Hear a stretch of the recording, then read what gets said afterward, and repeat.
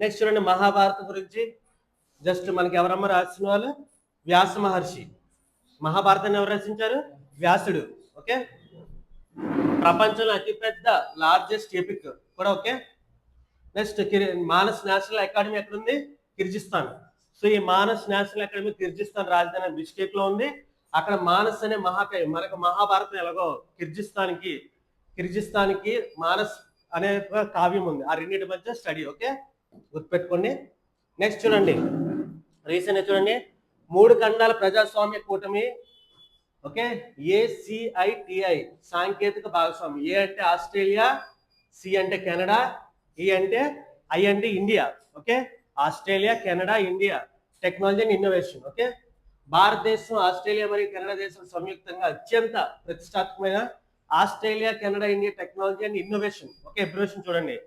కొత్తగా ఒక మనం ఎప్పుడైతే బ్రిక్స్ చూసాం, ఓకే, ఒక కొత్త కూటమి అప్పుడు. సో రీసెంట్ గా కూటమి ఏర్పడింది. దేని గురించి? Innovation and technology and innovation partnership. ఏంటమ్మది? ACITI.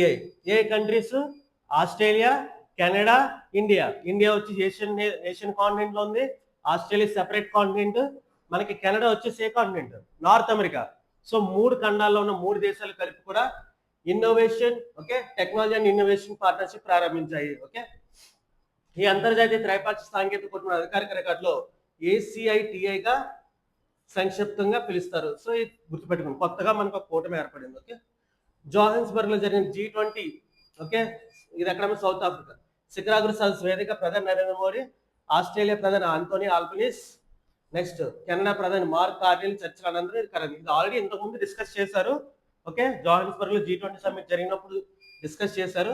ఇప్పుడు రీసెంట్ గా అది లాంచ్ అయింది. ఓకే, నెక్స్ట్ చూడండి, ఈ ఒప్పందం 3 ఖండాలు మరియు 3 మహాసముద్రాల పరిధిలో. సో మీకు కెనడా వచ్చేసి మనకి ఏ ఓషన్స్ ఉంటాయి? మనకి అట్లాంటిక్ ఓషన్ ఈస్ట్ సైడ్ ఉంటుంది, పసిఫిక్ ఓషన్ వెస్ట్ సైడ్ ఉంటుంది. ఓకే, నెక్స్ట్ ఆస్ట్రేలియా వచ్చేసి కూడా ఇండియన్ ఓషన్, ఇటువైపు పసిఫిక్ ఓషన్ ఉంటుంది. అవునా కదా? నెక్స్ట్ ఇండియా కూడా ఇండియన్ ఓషన్. ఓకే, ఈ 3 మహాసముద్రాలు 3 ఖండాల పరిధిలో విస్తరించిన ప్రజాస్వామ్య దేశాల మధ్య వ్యూహాత్మక బంధాన్ని పెంచుతుంది. సో 3 డిఫరెంట్ రీజన్స్ అన్నమాట. ఈ కూటమి ప్రధానంగా మెయిన్ ఏంటమ్మా? AI, artificial intelligence. సో మనం చాలా ఇన్నోవేషన్ తీసుకొస్తున్నాం artificial intelligence. Next clean energy. మనం ఆల్రెడీ దీని గురించి కూడా ఎక్కువ డిస్కస్ చేసుకున్నాం కరెంట్ అఫైర్స్ లో. Okay, green ammonia, green hydrogen, ఇవన్నీ కూడా క్లీన్ ఎనర్జీ టెక్నాలజీస్ మరియు గ్లోబల్ సప్లై చైన్ రక్షణ రంగాల్లో పనిచేస్తుంది.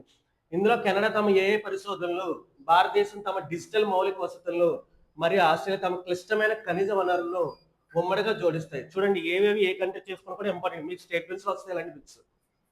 ఓకే, ఈ యొక్క కూటమిలో కెనడా వచ్చేసి AI పరిశోధనలు, ఇండియా వచ్చేసి డిజిటల్ మౌలిక వసతులు. ఓకే, ఇంగ్లీష్ లో కూడా చూడండి, కెనడా వచ్చేసి AI research. India provides large scale digital infrastructure. So digital infrastructure లో మన ఇండియానే టాప్ చెప్పాలంటే. ప్రపంచంలో డిజిటల్ ఇన్ఫ్రాస్ట్రక్చర్ లో మన ఇండియా చాలా బాగుంది. ఎందుకంటే యూపీఐ చూడండి, జస్ట్ యూపీఐ పేమెంట్ ఇంటర్ఫేస్ ప్రపంచంలో 50% డిజిటల్ పేమెంట్స్ అనేవి ఇండియా నుంచి జరుగుతున్నాయి యూపీఐ ద్వారా. సో ఇలా ప్రతి రంగంలో కూడా మనం డిజిటల్ గవర్నెన్స్ తీసుకొస్తున్నాం. సో ఇవన్నీ కూడా. ఓకే, నెక్స్ట్ చూడండి, ఆస్ట్రేలియా సప్లైస్ క్రిటికల్ మినరల్స్. మనం ఆల్రెడీ డిస్కస్ చేసుకున్నాం. క్రిటికల్ మినరల్స్ 17 ఉంటాయి, చాలా రేర్ ఎర్త్ మినరల్స్ ఇవన్నీ కూడా. ఓకే, సో ఇవన్నీ కూడా ఈ 3 దేశాలు ఏవేవి ప్రొవైడ్ చేస్తున్నాయి చూడండి, ఏవే కాంట్రిబ్యూట్ చేస్తున్నాయి చూడండి. ఓకే, నెక్స్ట్ పర్యావరణ రక్షణలో భాగంగా నెట్ జీరో ఉద్గారాలు సాధనకు మరింత అత్యాధునిక చిప్స్ తయారీకి అవసరమైన రక్షణ కల్పిస్తుంది. ఓకే, సో వాట్ ఎవర్ మనం చిప్స్ అని తయారు చేస్తారు కదా, మన సెమీ కండక్టర్ చిప్స్, ఇవన్నీ కూడా మనకి ఏంటమ్మా, ఎటువంటి ఎమిషన్స్ అనేవి లేకుండా నెట్ జీరో ఎమిషన్స్ అంటే మనకి ఇప్పుడు రెన్యూబుల్ ఎనర్జీస్ తీసుకుంటున్నాం. నెక్స్ట్ హైడ్రోజన్ ప్రొడక్షన్ చేస్తున్నాం. అవునా కదా? ఇవన్నీ కూడా ఇందులో భాగం. నెక్స్ట్ చూడండి, క్రిటికల్ మినరల్స్ అంటే ఏంటనేది మీకు ఇక్కడ డిస్కస్ చేసి ఆల్రెడీ మనం డిస్కస్ చేసుకున్నాం. ఇవన్నీ మన ఎలక్ట్రికల్ వెహికల్స్ లోని, నెక్స్ట్ రెన్యూబుల్ ఎనర్జీ ఇన్ఫ్రాస్ట్రక్చర్ ఇవన్నీ హెల్ప్ అవుతాయి. ఓకే, నెక్స్ట్ చూడండి ఈరోజు నేషనల్ కరెంట్ అఫైర్స్. దేశంలో 21వ జాతీయ వైవిధ్య రిపాజిటరీగా మిజోరం మ్యూజియం ఎంపిక. చూడండి, ఇంపార్టెంట్. ఏ మ్యూజియం? దేని గురించి? బయోడైవర్సిటీ. ఓకే, బయోడైవర్సిటీ మనం డిస్కస్ చేసుకున్నాం. బయోడైవర్సిటీ యాక్ట్ ఎప్పుడు చెప్పండి? Biodiversity act 2002. ఇంపార్టెంట్ ఈ యాక్ట్స్ మీరు ఖచ్చితంగా ఈ యాక్ట్స్ అన్ని గుర్తుపెట్టేసుకోవాలి. ఓకే, మీకు ఆల్రెడీ 1 మంత్ నుంచి మనం రిపీటెడ్గా కొన్ని యాక్ట్స్ చెప్తూనే ఉన్నాం. Okay, wild life protection act ఇప్పుడు 1972. Okay, next environmental protection act ఇప్పుడు 1986. Okay, 1986 environmental protection act, biodiversity act. ఈ 3 యాక్ట్లు బాగా గుర్తున్నారు మీ అందరికీ కూడా. ఓకే, నెక్స్ట్ చూడండి, దేశంలో 21వ జాతీయ వైవిధ్య రిపోజిటరీ అంటే ఏంటమ్మా? మనకి రిపోజిటరీ అంటే ఏంటి? మీకు చూడండి, మీ దగ్గర ఉన్న ఒక ఏదైతే మనకు ఒక డేటా ఉందనుకోండి, ఆ డేటాను మొత్తం కూడా ఒక దగ్గర స్టోర్ చేసుకుని కావాల్సినప్పుడు మళ్ళీ మనం తీసుకోవచ్చు. ఓకే, దాన్ని రిపోజిటరీ అంటాం టెక్నికల్ గా. ఓకే, బయోడైవర్సిటీ రిపోజిటరీ 21వ రిపోజిటరీ ఎక్కడ ఉంది? మిజోరాంలో ప్లేస్ చేస్తున్నారు. మిజోరాం మ్యూజియం గుర్తుపెట్టుకోండి. ఓకే, కేంద్ర పర్యావరణ మరియు వాతావరణ మార్పుల మంత్రిత్వ శాఖ ఐజ్వాల్ ఎక్కడ? మిజోరాం క్యాపిటల్ ఏంటమ్మా? ఐజ్వాల్ లోని మిజోరాం విశ్వవిద్యాలయ న్యాచురల్ హిస్టరీ మ్యూజియం, అక్కడ ఉన్న ఏంటమ్మా న్యాచురల్ హిస్టరీ మ్యూజియం ని జాతీయ రిపోజిటరీగా ప్రకటించింది. ఇంపార్టెంట్ బిట్ చూడండి. ఓకే, ఈ అధికారిక హోదాతో ఈ మ్యూజియం భారతదేశపు 21వ జీవ వైవిధ్య రక్షిత రిపోజిటరీగా, ఇది భారతదేశంలో 21వ చూడండి 21st biodiversity repository in India is Mizoram. Okay, మిజోరాంలోని Aizawl natural history museum. Okay, ఆ పాయింట్స్ గుర్తుపెట్టుకుని సరిపోద్ది, ఇంకేం అవసరం లేదు. ఓకే, నెక్స్ట్ చూడండి, ఇందులో ఏంటమ్మా? జాతీయ జీవ వైవిధ్య అథారిటీ సిఫార్సుల మేరకు బయోలాజికల్ డైవర్సిటీ యాక్ట్ 2002లో సెక్షన్ 39 నిబంధనల ప్రకారం నోటిఫై చేశారు. సో అందులో సెక్షన్ 39 ప్రకారం దీన్ని ఏర్పాటు చేశారు. ఓకే, మీరు యాక్ట్ గుర్తుపెట్టుకోండి. నెక్స్ట్ ఎన్నోది గుర్తుపెట్టుకోండి. 21st వన్ ఏ స్టేట్? మిజోరాంలో ఐజ్వాల్. ఏంటమ్మా ఇది? ఇండియాస్ ఏంటి? Biodiversity repository. ఓకే, నెక్స్ట్ చూడండి, మనకి మిజోరాం బార్డర్ కంటే మయన్మార్, అవునా కదా? మయన్మార్ బార్డర్ లో ఉంటుంది. ఇండో బర్మా హాట్స్పాట్ పరిధి 500 పైగా అరుదైన కీటకాలు, చేపలు లెక్కింపు మనం ఆల్రెడీ డిస్కస్ చేసుకున్నాం. ఓకే, అరుణాచల్ ప్రదేశ్ లో కానీ, మేఘాలయలోని షెల్స్ కానీ, కొత్త జాతులు, సీతాకోక చిలుకలు, ఇవన్నీ కూడా డిస్కస్ చేసుకుంటాం, అవునా కదా? Okay, zoological survey of India.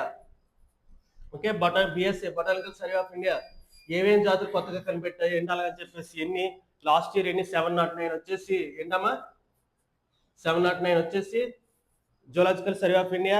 Botanical survey వచ్చి 353. ఓకే, ఎక్కడున్నాయి ఎక్కువగా? కేరళ. గుర్తుపెట్టుకోండి, కేరళలో ఎక్కువగా కూడా, అంటే కేరళలో ఎక్కువ ఐడెంటిఫై చేస్తాం. 2025లోని జూలాజికల్ సర్వే ఆఫ్ ఇండియా వాళ్ళు ఎక్కువగా ఐడెంటిఫై చేసిన ఓకే మనకి యానిమల్స్ అన్ని ఎక్కడ ఉన్నాయమ్మా? కేరళలో. ఓకే, వృక్షాలు అయితే ఎక్కడ ఉన్నాయి మీకు? అరుణాచల్ ప్రదేశ్. మనం ఇదంతా డిస్కస్ చేసుకున్నాం, అవునా కదా? మళ్ళీ కొత్తగా చూస్తున్నారు. నెక్స్ట్ చూడండి, భౌగోళికంగా ఈ మ్యూజియం అంతర్జాతీయ అత్యంత అరుదైన ఇండో బర్మా జీవ వైవిధ్య హాట్స్పాట్. చూడండి, మనకి హాట్స్పాట్స్ అనేవి ఇక్కడ నీలగిరి బయోస్పియర్ ఉంది. ఓకే, అది కూడా ఏంటమ్మా మనకి వెస్టర్న్ ఘాట్స్ లో థిక్ ఫారెస్ట్ అనమాట. ఆ ఫారెస్ట్ లో ఎక్కువగా కూడా జీవ వైవిధ్యం ఉంటది. ఓకే, బయోడైవర్సిటీ చాలా రిచ్ గా ఉంటది. అలాగే ఇండో బర్మా కూడా. ఓకే, అరుణాచల్ ప్రదేశ్, మిజోరాం ఇవన్నీ కూడా, మయన్మార్ యొక్క ఫారెస్ట్ ఇవన్నీ కదా బయోడైవర్సిటీ హాట్స్పాట్ అంటారు దీన్ని. ఓకే, అడవుల పరిధిలో ఉంది. ఈ జాతీయ కేంద్రంలో ప్రస్తుతం శాస్త్రీయంగా భద్రపరిచిన 500 కంటే ఎక్కువ అరుదైన మొక్కలు. చూడండి, 500 కంటే ఎక్కువ అరుదైన మొక్కలు, నమూనాలు. చూడండి, చెప్పాను రిపోజిటరీ అంటే మనకి నమూనాలు అనేవి అక్కడ ప్లేస్ చేస్తారు. ఏదైనా కావాలంటే మనం రీకలెక్ట్ చేసుకోవచ్చు. ఓకే, మొక్కలు మరియు జీవుల నమూనాలు ఉన్నాయి. Okay, specimens. ఈ మ్యూజియం పరిశోధకులకు కొండ ప్రాంతాల్లో అరుదైన చేపలు, సీతాకోక చిలుకలు, పుట్టగొడుగులు మరియు ఫెర్న్ మొక్కలు వర్గీకరణ ప్రత్యేక నైపుణ్యం ఉంది. మీరు ఎప్పుడైనా ఇక్కడ దగ్గరలో మనకి రీజనల్ అగ్రికల్చర్ సెంటర్ ఉంది చింతపల్లి ఎవరైనా వెళ్ళారంటే కనుక మీకు అక్కడ ఒక సెపరేట్ సెక్షన్ ఉంటుంది. ఒక మీకు ఇక్కడ డిప్లొమా కాలేజ్ ఉంటుంది. కాలేజ్ నుంచి పక్క నుంచి ఒక వే ఉంటుంది. ఆ వే నుంచి లోపలికి వెళ్తే మీరు అక్కడ అన్ని మొక్కలు చూడొచ్చు. మనకి ఇక్కడ కరివేపాకు దొరుకుతుంది. అడవిలో కొండ కరివేపాకు అలాగే సపరేట్గా ఉంటుంది. సో అక్కడ ట్రైబల్స్, అక్కడ మన ఇక్కడ ఈస్టర్న్ ఘాట్స్ లో ఉన్న మొక్కలన్నీ కూడా పేర్లతో సహా వాటి సైంటిఫిక్ నేమ్స్ పెట్టి బోర్డు పెట్టేసి మొక్కలన్నీ ఒక దగ్గర ఉంచుతారు. మనం వెళ్ళి ఈజీగా, మీరు ఎవరైనా బాటనీ స్టూడెంట్స్ ఉన్నారనుకోండి, వాళ్ళ ట్రిప్ తీసుకెళ్తారు కాలేజ్ వాళ్ళు, అక్కడికి తీసుకెళ్ళి మీరు ఈజీగా కూడా అక్కడ చూడొచ్చు. దానివల్ల ఏమవుతామో మీకు లైవ్ లో చూడొచ్చు, అవునా కదా? సో అలాంటి నమూనాలు స్పెసిమెన్స్ అనేవి ఇక్కడ కూడా ఉన్నాయి. సేమ్ ఈ కేంద్రం ఇకపై అడవుల్లో అంతరించిపోతున్న వృక్షాలు కాపాడడానికి బొటానికల్ సర్వే ఆఫ్ ఇండియా మరియు జూలాజికల్ సర్వే ఆఫ్ ఇండియా కలిసి సంయుక్తంగా రీసెర్చ్ చేస్తుంది. ఓకే, ఈ రెండు ఎక్కడ ఉన్నాయేమో మనకి botanical survey of India, zoological survey of India Kolkata, అవునా కదా, కలకత్తాలో రెండు కూడా వాటి హెడ్ క్వార్టర్స్ కలకత్తా, గుర్తుపెట్టుకోండి. ఓకే, నెక్స్ట్ డైరెక్టర్ జనరల్ ఎవరు ఉన్నారు? బొటానికల్ సర్వే ఆఫ్ ఇండియాకి director general Kanad Das. Okay, next జెడ్ఎస్ఏకి ఏమా Dhriti Banerjee. Okay, botanical survey of India 1890లో ఫామ్ అయింది. Okay, zoological survey of India 1916. Okay, చాలా సార్లు రిపీట్ అయింది మనకి. నెక్స్ట్ చూడండి. ఓకే, జస్ట్ నెక్స్ట్ టాపిక్ చూడండి. మహిళా సాధికారత కొరకే కేరళలో బ్రిక్స్ మహిళా మంత్రుల సదస్సు ప్రారంభం. ఓకే, బ్రిక్స్ శిఖరాగ్ర సభ ఎక్కడ, ఏ సంవత్సరం జరుగుతుంది? ఇప్పుడు ఎక్కడ జరుగుతుంది? ఇండియా. ఓకే, ఇండియాలోనే శిఖరాగ్ర సదస్సు అంటే ఏంటంటే, ఇప్పుడు మనకి ఇవన్నీ జరుగుతున్నవి ఏంటమ్మా, ఇవి ఒక్కొక్క విభాగాలు, ఓకే, శాఖలు, బ్రిక్స్ యొక్క శాఖల్లో జరిగే సదస్సులు. శిఖరాగ్ర సదస్సు అంటే ఓవరాల్ గా బ్రిక్స్ సమ్మిట్ ఎక్కడ జరుగుతుంది? మనకి సెప్టెంబర్లో. ఓకే, సెప్టెంబర్లో జరుగుతుంది 18th సమ్మిట్. ఓకే, బ్రిక్స్ ది. సో దానిలో భాగంగా మనం డిస్కస్ చేసుకున్నాం. అగ్రికల్చర్ ఎక్కడ జరిగింది? ఇండోర్, అవునా కదా. కల్చరల్ సబ్మిట్ ఎక్కడ జరిగిందమ్మా? మనకి వారణాసి. అలాగే మనం రీసెంట్ గా డిస్కస్ చేసుకున్నాం ఏంటమ్మా, స్పేస్ ఒక హెడ్స్ అందరూ, బ్రిక్స్ స్పేస్ హెడ్స్ అందరూ ఎక్కడ మీట్ అయ్యారు? బెంగళూరులో హోసా. ఓకే, ఇవన్నీ డిస్కస్ చేసుకున్నాం. ప్రతి శాఖ కూడా మీరు అవన్నీ చూడాలి, ఎందుకంటే ఈ సంవత్సరం ఇండియాలో బ్రిక్స్ సమ్మిట్ జరుగుతుంది 18వ. సో ఖచ్చితంగా కరెంట్ అఫైర్స్ అన్ని ఫోకస్ చేస్తాడు. బ్రిక్స్ సమ్మిట్ ఏ విభాగం, ఏ టౌన్ లో జరిగింది, ఓకే, ఎందుకు జరిగింది, ఆ మూడు చూసుకోండి. ఏ విభాగం, ఏ శాఖ ఎక్కడ సదస్సు కండక్ట్ చేసింది, ఎందుకోసం. ఓకే, దాని యొక్క థీమ్స్ ఉన్నాయి, థీమ్స్ చూసుకోండి. ఓకే, ఫస్ట్ ఇక్కడ మహిళల గురించి ఎక్కడ జరిగిందంటే కొచ్చి, కేరళలో. ఓకే, కొచ్చిన్లో కేరళలో జరిగింది. చూడండి ఒకసారి. ప్రస్తుత 2026 సంవత్సరానికి బ్రిక్స్ కూటమి అధ్యక్ష బాధ్యతలు చేపట్టిన భారతదేశం అత్యంత ప్రతిష్టాత్మకమైన బ్రిక్స్ మహిళా మంత్రుల సదస్సుకు ఆతిథ్యం ఇస్తుంది. 2020 జూలై 8 నుంచి జూలై 9లో కేరళలోని, చూడండి, జూలై 8 నుంచి ఎక్కడ? కొచ్చి. ఓకే, కొచ్చిన్, కేరళలో కొచ్చి నగరంలో మహిళా సదస్సు జరిగింది. సో ఇంపార్టెంట్, మీకు బ్రిక్స్ ఎలా వస్తాయి? ఓకే, బ్రిక్స్ మహిళా సదస్సు ఏ రాష్ట్రంలో జరిగింది లేదా ఏ ప్రాంతంలో జరిగింది? ఓకే, కేరళలో కొచ్చిన్లో అలాగని చెప్పేసి ఉంటారు. ఓకే, నెక్స్ట్ కూటమి దేశాల మధ్య సామాజిక సమతుల్యతను పెంచడం, ఉమెన్ ఎంపవర్మెంట్. ఓకే, అంతర్జాతీయ మహిళా సాధికారతల విధుల్ని వేగవంతం చేయడం దీని ముఖ్యమైన ఎజెండా. ఓకే, నెక్స్ట్ చూడండి. బ్రిక్స్ జరుగుతున్న బ్రిక్స్ ప్రెసిడెన్స్ పూర్తిగా 4 ప్రధాన వ్యూహాత్మక సూత్రాలు, 4 పిల్లర్స్ ఉన్నాయి మనకి మొత్తం మీద. ఓకే, మన ఇండియాలో జరుగుతున్న ఈ బ్రిక్స్ సమ్మిట్ కి 4 పిల్లర్స్ ఏంటమ్మా? Resilience, next innovation, next cooperation, next sustainability. Theme కూడా ఇదే ఉంటుంది. థీమ్ లో కూడా మనకి ఇదే ఉంది, మీరు చూసారు బ్రిక్స్ థీమ్. ఓకే, చాలా ఇది ఖచ్చితంగా ఇంపార్టెంట్, అందరూ గుర్తుపెట్టుకోవాలి. ఈ సంవత్సరం బ్రిక్స్ థీమ్ ప్రతి ఒక్కరు కూడా గుర్తుపెట్టుకోవాలి. ఓకే, నెక్స్ట్ చూడండి. ఈవెంట్ ముందే జూలై 6, 7 సీనియర్ అధికారులతో కూడిన బ్రిక్స్ ఉమెన్ వర్కింగ్ గ్రూప్ సమావేశం ఎజెండాను ఖరారు చేసింది. సో ఒక సమావేశం జరిగితే దానికి ఎజెండా ఉంటుంది, అవునా. ఏదైనా మీటింగ్ పెట్టుకున్నాం అంటే దానికి ఎజెండా ఉంటుంది, ఏం చేయాలి ఏంటి అలాగని చెప్పేసి ఎజెండాను ఖరారు చేసింది. ఓకే, నెక్స్ట్ చూడండి. బ్రిక్స్ ఎప్పుడు ఎస్టాబ్లిష్ అయింది? 2009. ఓకే, 2009లోని బ్రిక్స్ ఫామ్ అయింది. నెక్స్ట్ మన కంట్రీస్ అన్ని కూడా ఏమో 11 కంట్రీస్ ఉంటాయి. ఇందులో మనకు వచ్చేసి సౌదీ అరేబియా మీకు స్పెషల్ కేసు. ఓకే, దీని గురించి మీకు ఆల్రెడీ చెప్పాను. ఒకవేళ ఈ సంవత్సరం కనుక సౌదీ అరేబియా ఈ సమ్మిట్ కి, శిఖరాగ్ర సమ్మిట్ కి ఒకవేళ వచ్చి యాడ్ అయింది అనుకోండి, ఇంకా 11 అఫీషియల్ గా అయిపోయినట్టే. ఓకే, సౌదీ అరేబియా ఇప్పటి వరకు కూడా ఏ సమ్మిట్ లో కూడా పాల్గొనలేదు. పాల్గొంటే అఫీషియల్ గా 11 అయినట్టే, లేదంటే 10. ఓకే, సో మీరు ఇది ఒకటి స్పెషల్ కేసు గుర్తుపెట్టుకోండి. నెక్స్ట్ చూడండి. ఫార్మా రంగానికి గుడ్ న్యూస్. నవీ ముంబై ఎయిర్పోర్ట్ నుండి ఔషధ దిగుమతుల కేంద్రం అనుమతి. ఓకే, సో మనకి బిజియెస్ట్ ఎయిర్పోర్ట్, మన ఇండియాలో బిజియెస్ట్ ఎయిర్పోర్ట్స్ వచ్చేసి న్యూఢిల్లీ, తర్వాత ముంబై. ఇంతకుముందు సెకండ్, ఇప్పుడు థర్డ్ ప్లేస్ లో ఉంది. లాస్ట్ ఇయర్ మనకి ట్రాఫిక్ చూసుకుంటే ముంబై థర్డ్ ప్లేస్కి వెళ్ళింది, బెంగళూరు సెకండ్ ప్లేస్కి వెళ్ళింది, అవునా కదా. ఇవన్నీ చెక్ చేసి మనం డిస్కస్ చేసుకున్నాం. సో కేంద్ర ఆరోగ్య మరియు కుటుంబ సంక్షేమ మంత్రిత్వ శాఖ జేపీ నడ్డా గారు.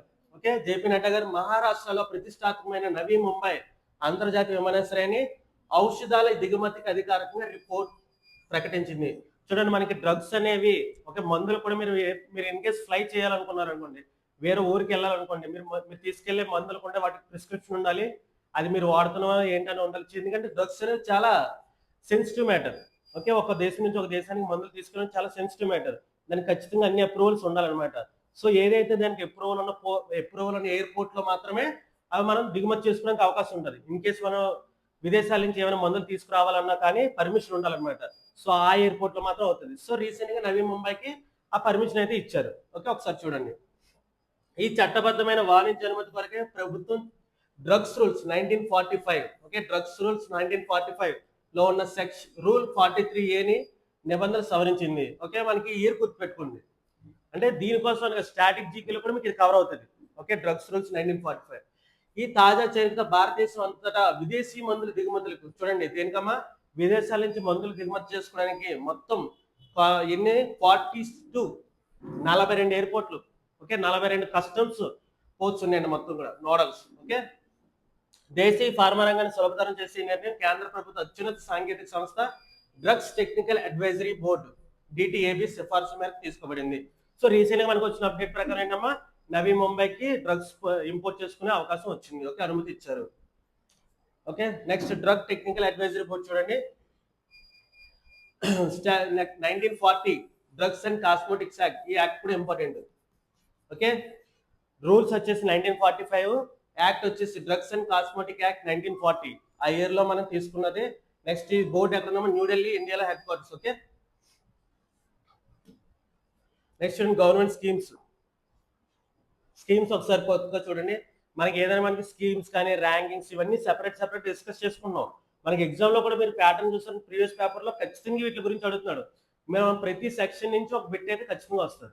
ఓకే, ఓవరాల్ గా డిస్కస్ చేసుకున్న ప్రతి సెక్షన్ నుంచి మనకి ఆల్మోస్ట్ ఇలా 20 సెక్షన్స్ ఉన్నాయి. ఏంటమ్మా, మొత్తం మనం మ్యాగజైన్ తయారు చేసినప్పుడు చూస్తే ప్రతి మొత్తం 20 సెక్షన్స్ ఉంటాయి. ఆల్మోస్ట్ మీకు దగ్గర 20 సెక్షన్లు. 20 సెక్షన్లు ఏంటి, ఇలా స్కీమ్స్ అని ఒక సెక్షన్ ఉంది, మనకి ర్యాంక్స్ అనేది ఒక సెక్షన్ ఉంది. Okay, awards, persons in news, అవునా కదా.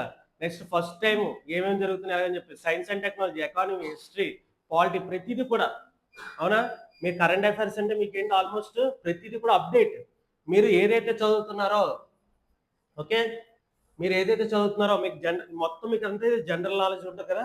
సో మీరు ఏదైతే చదువుతున్నారు, హిస్టరీ చదువుతున్నారా దానికి అప్డేట్ ఉంటుంది, పాలిటీ చదువుతున్నారా దానికి అప్డేట్ ఉంటుంది, ప్రతి అప్డేట్. అది కాకుండానే రిమైనింగ్ కూడా న్యూస్ పేపర్లో చూసిన మీరు ఏ ఇన్స్టిట్యూషన్స్ కానీ జాగ్రఫీ కానీ ప్రతిదీ కూడా మీకు ఇవన్నీ అప్డేట్. అవునా కదా. మీరు అన్ని చదివిన సబ్జెక్ట్లు ఒక ఎత్తు అయితే మొత్తం సబ్జెక్ట్ యొక్క అప్డేట్స్ అన్ని కూడా మీకు కరెంట్ అఫైర్స్ వస్తుంది. ఓకే, సో రీసెంట్ గా స్కీమ్ గురించి చెప్పాను. ఏంటన్నది పిఎం సేతు, మనం ఆల్రెడీ డిస్కస్ చేసుకున్నది పిఎం సేతు స్కీమ్. ఓకే, ఈ సేతు స్కీమ్ ఏంటమ్మా, ఐటీఐస్ గురించి. ఐటీఐస్ ఉండాలి, 1000 ఐటీఐస్, 1000 ఐటీఐలు మన ఇండియాలో ఏర్పాటు చేసుకోవాలి. ఈ ఐటీఐస్ ని అప్గ్రేడ్ అవుతుంది. పిఎం సేతు వాళ్ళు ఏంటమ్మా అప్గ్రేడ్ చేయాలని చెప్పేసి. అవునా కదా, ఆల్రెడీ మనం డిస్కస్ చేసుకున్నాం ఈ స్కీమ్ గురించి. సో రీసెంట్ ఏమైంది, 60,000 కోట్లు, ఓకే, 60,000 కోట్లు పథకానికి ఆమోదం తెలిపింది. ఓకే, కేంద్ర ప్రభుత్వం దేశంలో ఉన్న పారిశ్రామిక శిక్షణ సంస్థ ఆధునీకరణ కొరకై. ఓకే, మనం ఆల్రెడీ స్కీమ్ గురించి ఆల్రెడీ లాస్ట్ మంత్ జూన్ లోనే డిస్కస్ చేసుకున్నాం. గుర్తుందా ఎవరికైనా? గుర్తుందా PM Setu scheme? PM Setu పథకాన్ని దేశవ్యాప్తంగా అమలు చేయడానికి అధికారంగా ఆమోదం తెలిపింది. ఓకే, ఫస్ట్ 200 ఐటీఐస్ అనేవి పైలట్ ప్రాజెక్ట్ గా తీసుకుంటారు అలాగని చెప్పేసి అనుకున్నాం. మనకి ఇక్కడ విశాఖపట్నం సెలెక్ట్ అయింది ఆంధ్రాలో. ఇవన్నీ చెప్పుకున్నాం. అవునా కదా. కేంద్ర skill development secretary Devashree Mukherjee, okay, అధ్యక్షతన జరిగిన 4 జాతీయ స్టీరింగ్ కమిటీ సమావేశంలో ఈ మెగా నిధుల కేటాయింపు ఖరారు అయింది. మొత్తం ఎంత, 60,000 చూడండి, 60,000. ఈ 60,000లోని సెంట్రల్ గవర్నమెంట్ 30,000 crores. ఎవరెవరు వాటా చూడండి. ఇవన్నీ దేని గురించి? ఐటీఎస్. గుర్తుందా మీకు? ఐడియా ఉందా? 10th క్లాస్ తర్వాత మీకు ఎవరైనా కానీ technical education, okay, technical education ITS ఏంటమ్మా మనకి ఈ ప్లంబింగ్ కానీ ఫిట్టింగ్ కానీ ఇవన్నీ ఉంటాయి అందులో. అవునా, అలాంటి వాటిని అప్గ్రేడ్ చేయాలి. ఎందుకు? మనకి జర్మనీ వాళ్ళు లాస్ట్ గా చూడండి, జర్మనీ, జపాన్ నుంచి కూడా మనకి లేబర్ ని ఇంపోర్ట్ ఎక్కడ ఎక్స్పోర్ట్ చేస్తున్నాం. మన ఇండియా నుంచి స్కిల్డ్ లేబర్ ని తీసుకెళ్తున్నారు. సో వాళ్ళందరూ స్కిల్డ్ లేబర్ కావాలంటే మనకి ఇక్కడ ఆ స్కిల్స్ అనేవి ఎలా వస్తాయి? మన పాత కాలేజెస్ లో ఉన్న కాలేజ్ లో ల్యాబ్స్ లో మనకి అంత టెక్నాలజీ రాదు. అవునా కదా. వాటన్నిటిని కూడా మనం ఏం చేయాలి? అప్గ్రేడ్ చేయాలి. ఓకే, అందులో సెంట్రల్ గవర్నమెంట్ వాటా చూసి 30,000 కోట్లు, స్టేట్ 20,000 కోట్లు, 10,000 crores ప్రైవేట్ పరిశ్రమలు, ఇండస్ట్రీస్ 10,000 కోట్లు భరిస్తున్నాయి. ఎందుకంటే ఇండస్ట్రీస్ సపోర్ట్ ఉంటుంది. ఐటీఎస్ వన్స్ కంప్లీట్ అయిన తర్వాత ఎక్కువ కూడా ఇండస్ట్రీస్ హైర్ చేసుకుంటే వాళ్ళని. ఓకే, నెక్స్ట్ చూడండి, పిఎం సేతు అనగా ప్రధానమంత్రి skilling and employment transformation through upgrade. Okay, through upgrade ITIs.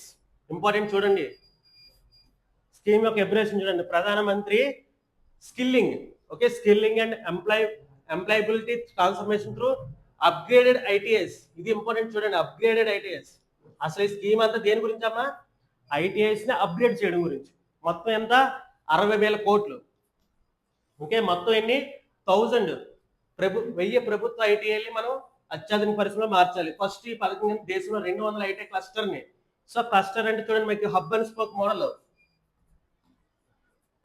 Okay, hub and spoke model. Easy connect flight system గురించి చెప్పాము కదా. ఎయిర్పోర్ట్ లో ఏంటమ్మా మనకు వారణాసి. ఈజీ కనెక్ట్ లో ఫస్ట్ ఎయిర్పోర్ట్ ఏంటమ్మా వారణాసి. అది హబ్ అండ్ స్పోక్ మోడల్ లో పనిచేస్తుంది. ఇక్కడ హబ్ వచ్చేసి న్యూఢిల్లీ ఎయిర్పోర్ట్ అయితే స్పోక్ వచ్చేసి వారణాసి ఎయిర్పోర్ట్. ఓకే, అవునా కదా. సో అలా 200 ఐటీఐస్ ని హబ్స్ కింద తీసుకుంటాం మనం. ఓకే, 200 ఐటీఐస్ ని హబ్స్ కింద తీసుకొని ఈ హబ్ కింద అంటే నోడల్ ఏజెన్సీ కింద వర్క్ అవుతుంది అనమాట. దాని కింద ఉన్న ఏంటమ్మా మనకి 1000, రిమైనింగ్ 800 కూడా స్పోక్స్. ఒక్కొక్క ఐటీఐకి 4 వేసి ఓకే కనెక్ట్ చేస్తారనమాట. వీళ్ళు నోడల్ ఏజెన్సీ కింద రిమైనింగ్ ఈ 200 కూడా క్లస్టర్స్ కింద పనిచేస్తారు. ఓకే, చూడండి మొత్తం ఎన్ని? 200 ఐటీఐ క్లస్టర్స్ గుర్తుపెట్టుకోండి. Next 1000 ITI government institutions, overall గా 1000 ఇంక్లూడింగ్ ఈ 200 కలిపే. గుర్తుపెట్టుకోండి, మీకు ఇవి స్టేట్మెంట్స్ వస్తాయి. ఇలాంటి బిట్స్ స్కీమ్ ఏదైనా ఉందంటే ఖచ్చితంగా మీకు ఆ స్కీమ్ లో ఉన్న రెగ్యులేషన్స్ కానీ గైడ్లైన్స్ కానీ స్టేట్మెంట్స్ కింద రావచ్చు. ఓకే, దీంతో పాటు దేశంలో విద్యార్థులకు అత్యాధునిక టెక్నాలజీ నేర్పేందుకు హబ్ అండ్ స్పోక్ మనం అడిగి చెప్పుకున్నాం కదా. నమూనాలో 5 జాతీయ ఎక్సలెన్స్ కేంద్రాలని, సెంటర్ ఆఫ్ ఎక్సలెన్స్ కేంద్రాలు కూడా నిర్మిస్తారండి. దీంతో పాటు ఒక 5 ఓకే ఇంకా కూడా దీని మీద ఇంకొకటి ఒక 5 ఎక్సలెన్స్ కేంద్రాలు నిర్మిస్తారు. నెక్స్ట్ చూడండి, ఈ పథకం మొదటి విడత కింద ఒడిశా, గుజరాత్, తెలంగాణ ఫస్ట్ ఫేజ్ లో ఏంటమ్మా?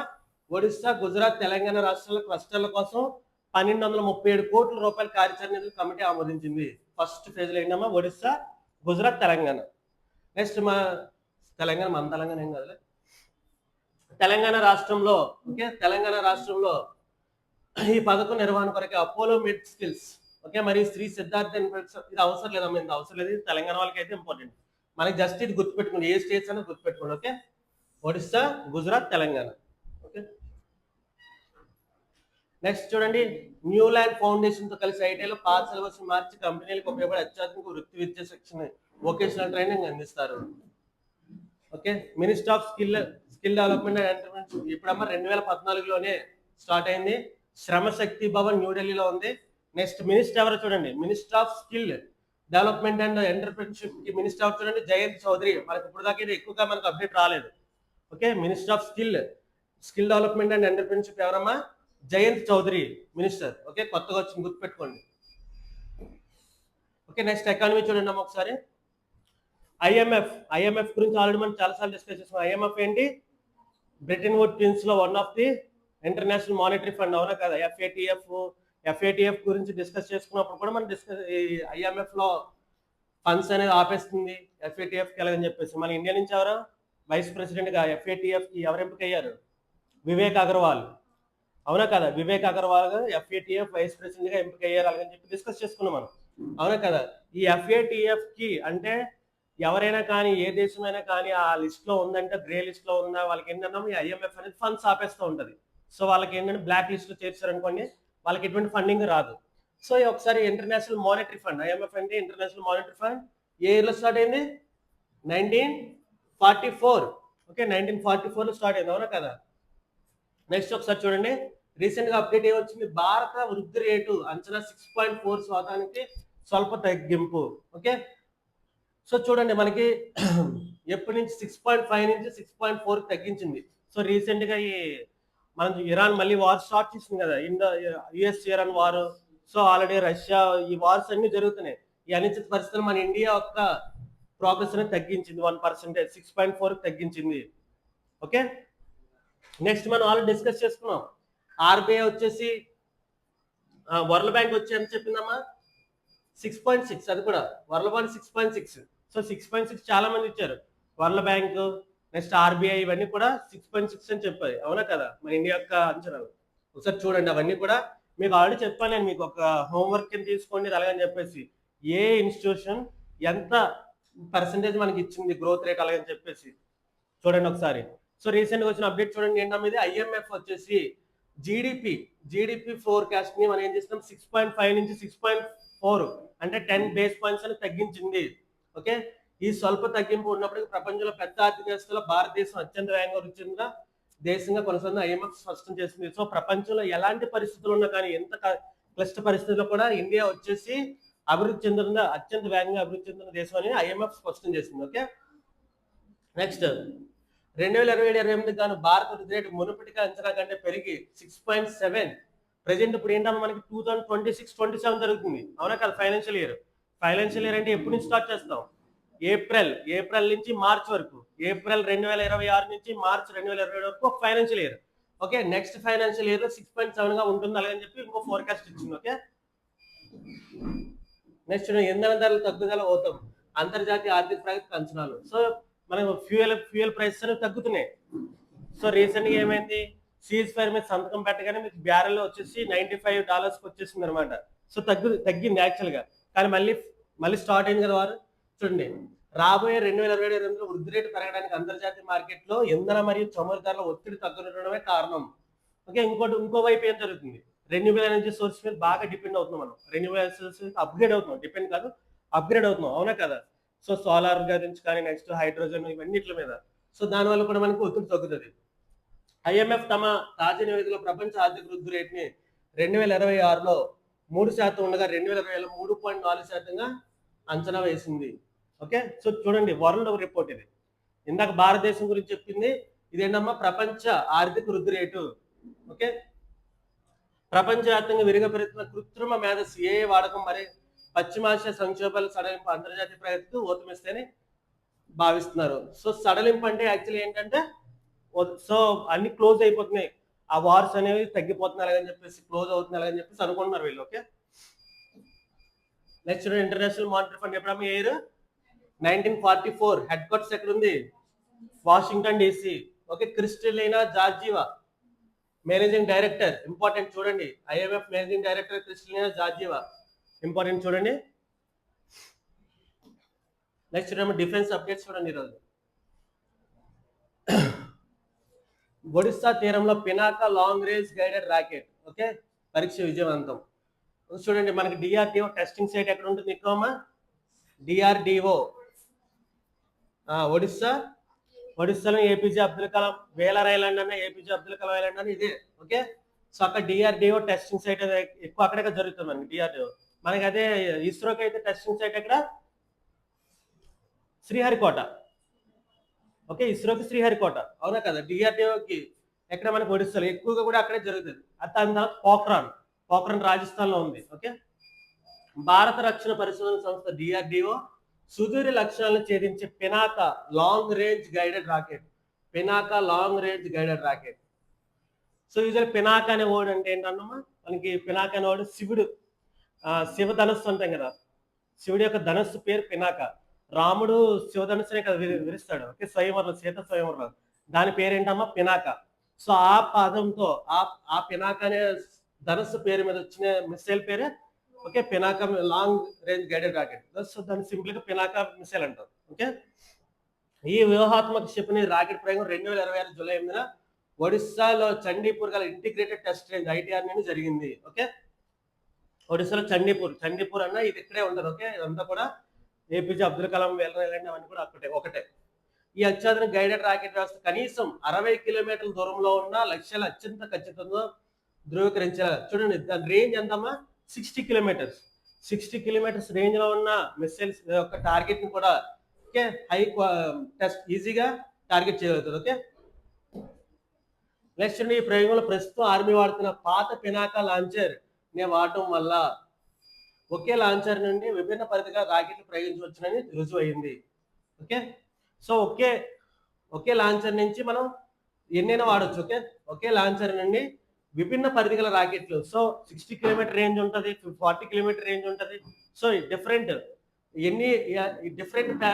రేంజెస్ ఉన్న రాకెట్లు ఒకే లాంచర్ నుంచి మనం ప్రయోగించవచ్చు. ఓకే, ఈ అధునాతన గైడెడ్ క్షిపణి వ్యవస్థ పూణేలో ఆర్మెంట్ మనం డిస్కస్ చేసుకున్నాం మొన్నేది, armament research and development establishment ARD శాస్త్రవేత్తలు, అవునా కదా? లాస్ట్ క్లాస్ లో ARD ఎక్కడ ఉంది? Head quarters Pune. ఓకే, పూణేలో ARD వాళ్ళు రూపొందించారు పినాకా వచ్చి. ఓకే, దీనిలో థైర్ ల్యాబ్ లో హెచ్ఈఎంఆర్ఎల్, డిఆర్డిఎల్ వచ్చేసి ఎక్కడ ఉంది, హైదరాబాద్ లో ఉంది. మరి హైదరాబాద్ లో ఉన్న ఆర్సిఐ శాస్త్రాలు సంయుక్తంగా సాంకేతిక వీళ్ళందరూ టెక్నాలజీ ఇచ్చారు. ఓకే, హిందూ పురాణాలలో పరమశివుడు పవిత్ర వీళ్ళు పినాక పేరు మీదుగా తెచ్చిన మల్టీ బ్యారెల్ రాకెట్ వ్యవస్థ భారత సైన్యానికి ప్రధాన రక్షణ ఆయుధం. ఓకే, మనకి డిఫెన్స్ గురించి చాలా వరకు ఆల్మోస్ట్ ప్రతిరోజు కూడా అప్డేట్ వస్తుంది డిఫెన్స్ గురించి. మినిమం ఒకటైనా వస్తుంది, అవునా కదా? సో ఎగ్జామ్ లో మీరు ఎక్స్పెక్ట్ చేయొచ్చు ఈజీగా ఒక 3 to 4 బిట్స్ డిఫెన్స్ నుంచి రావచ్చు మీకు ఈజీగా. Okay, next science and technology. Gaganyaan mission లో మనం ఆల్రెడీ చెప్పుకున్నాం మనం సాల్వ్. ఓకే, గగన్యాన్ మిషన్ లో సాల్వ్ వచ్చేసి ఏకమిది ఈ యొక్క క్యూబ్ మనకి ఏదైతే లాంచింగ్ ఒక క్యూబ్ ఉంటుందో అది వచ్చేసి మనకి సక్సెస్ఫుల్ గా వర్క్ అయింది, దాని యొక్క మోటార్ సక్సెస్ఫుల్ వర్క్ అయింది. లాస్ట్ టైం అప్డేట్ చేసుకున్నాం. అలాగే పారాచూట్ కూడా ఏంటమ్మా air drop test 5th time పూర్తి చేసిందండి ఇది. ఓకే, ఒకసారి చూడండి. భారత అంతరిక్ష పరిశోధన సంస్థ ఇస్రో ఎప్పుడు స్టార్ట్ అయింది? 1969, 1968లో స్టార్ట్ అయింది. ప్రెసిడెంట్ ఉన్న చైర్మన్ ఎవరు? వి నారాయణ్ గారు. ఓకే, తమ మానవ సహిత అంతరిక్ష యాత్ర కొరకే మనం ఏంటి గగన్యాన్ మిషన్. గగన్యాన్ ఏంటి? మనుషులు డైరెక్ట్ గా స్పేస్ లోకి తీసుకెళ్లే మిషన్. ఓకే, మన ఆల్రెడీ మనకి మంగళయాన్ మిషన్ ఉంది మన ఇండియాకి, ఆదిత్య L1, చంద్రయాన్ ఇవన్నీ ఉన్నాయి కదా. సో గగన్యాన్ అలాగని చెప్పేసి మనుషులు మానవ సహిత మన ఆల్రెడీ దీని గురించి కూడా డిస్కస్ చేసుకున్నాం. అందులో స్పాడ్ ఎవరున్నారు? Subhash Singh Shukla. Okay okay, next చూడండి. Integrated main parachute air drop test విజయవంతంగా పూర్తి చేసింది. నెక్స్ట్ ఈ రక్షణ సాంకేతిక ప్రయోగానికి అంతరిక్ష పరిశోధన సంస్థ రికార్డులో IMAT 05 అధికారికంగా నామకరణం చేశారు. సో IMAT 05 అంటే 5th time. So multiple times test చేయాలి, ఎందుకంటే అక్కడ మనుషులు వెళ్తారు కదా. సో ఎటువంటి లైఫ్ అనేది చాలా రిస్క్ ఉంటుంది, అవునా కదా, జాగ్రత్త చూసుకోకపోతే. సో IMAT 05 అని అధికారికంగా నామకరణం చేశారు. ఈ ప్రతిష్టాత్మక విమాన ప్రయోగ పరీక్ష మధ్యప్రదేశ్ లో షియోపూర్ లో గల ARDE డ్రాప్ జోన్ వేదిక జరిగింది. అక్కడ Madhya Pradesh Sheopur. Okay, so just ఈ పరీక్ష పేరు చూడండి, IMAT 05 అని పేరు గుర్తుపెట్టుకుని సరిపోతుంది. దేని గురించి? Okay, parachute dropping. నెక్స్ట్ వ్యామగాములు ప్రయాణించే క్యాప్సిల్. క్యాప్సిల్ అంటే ఇదే, దీన్ని క్యాప్సిల్ అంటాం. ఓకే, క్యాప్సిల్ అంతరిక్షం నుంచి భూమికి తిరిగి వచ్చేటప్పుడు ఏర్పడే గరిష్ట భారాన్ని తట్టుకునేలా దీని బలాన్ని పరీక్షించారు. అత్యాధునిక జాతీయ పారాచూట్ వ్యవస్థ గగన్యాన్ ప్రోగ్రామ్ లో G1 పేరిట జరిగే మొట్టమొదటి అంటే గగన్యాన్ 1 అని. G1 అంటే ఏంటమ్మా? గగన్యాన్ 1 అని. ఓకే, అన్క్రూడ్ అంతరిక్ష ప్రయోగంలో వాడనున్నారు. సో ఇందులో యాక్చువల్లీ ఏంటంటే ఫస్ట్ ప్రయోగంలో గగన్యాన్లో మనుషులు ఎవరు లేకుండా తీసుకొచ్చేస్తారు సక్సెస్ఫుల్ గా. అన్ని మనుషులు లేకపోయినా మనుషులు ఉన్నట్టు ఎలా అనేది ప్లేస్ చేస్తారనమాట. సో దీన్ని వాడతారనమాట. అందులో అన్క్రూడ్ అంటే ఏంటమ్మా? మానవ రహిత. సెకండ్ టైంలో ఏం చేస్తారు? మనుషులు తీసుకెళ్తారు. ఓకే, గగన్యాన్ ప్రాజెక్ట్ కింద ఇస్రో విజయవంతంగా పూర్తి చేసిన 5వ అత్యున్నత సమగ్ర పారాచూట్ పరీక్ష ఇదే కావడం విశేషం. ఓకే, నెక్స్ట్ చూడండి, ఇదంతా ఆల్రెడీ చెప్పుకున్నాం మనం. నెక్స్ట్ చూడండి, మహేంద్రగిరిలో CE-20 క్రయోజెనిక్ ఇంజిన్ ప్రయోగాత్మక పరీక్ష సక్సెస్. సో క్రయోజెనిక్ అంటే ఎవరికైనా ఐడియా ఉంది? క్రయో అనే వర్డ్ కానీ, క్రయోజెనిక్ అంటే క్రయో అంటే ఏంటమ్మా? లో temperature, very low temperatures. Okay, cryo అంటే మైనస్ టెంపరేచర్ చెప్పాలంటే స్పెసిఫిక్ గా. Okay, minus temperatures. So minus temperatures లో ఉన్న వర్క్ చేసి ఇంజిన్ క్రయోజెనిక్ ఇంజిన్ అంటాం. ఓకే, మీరు నంబి మూవీ చూసారా? ఓకే, అందులో మనకి ఒకసారి వీలైతే చూడండి, మాధవన్ గారి మూవీ అది నంబి.